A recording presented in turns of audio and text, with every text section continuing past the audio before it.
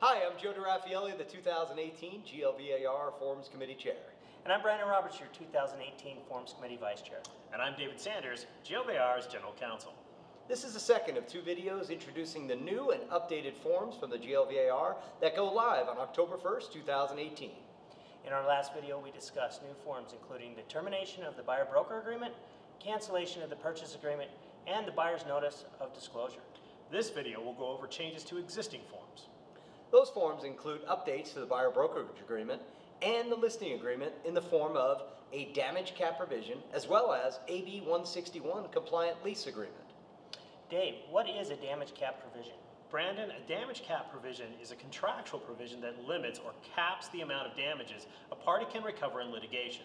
They are a common contractual provision used in a variety of contracts in and outside of real estate.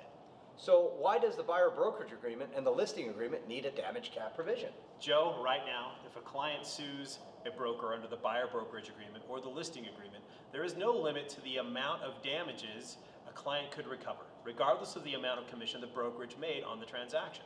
The damage cap would limit the amount of potential recovery to no more than the amount of money the brokerage made on the deal.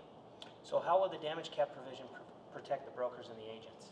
Brandon, the damage cap provision will help brokerages manage litigation risks and act to dissuade frivolous lawsuits. Aside from the damage cap provision, are there any other changes to the buyer's brokerage agreement? No.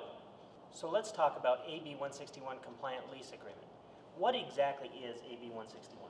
Brandon, AB 161 was an assembly bill from the 2017 Nevada legislature. The bill required specific provisions in residential lease agreements designed to fight squatters.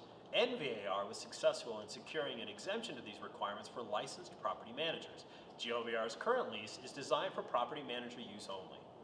But what about the real estate licensees who are asked to prepare a lease for a client to self-manage their property? Joe, that is what the new AB 161 compliant lease will do. It's based on the current GLVAR lease, but complies with the requirements of AB 161.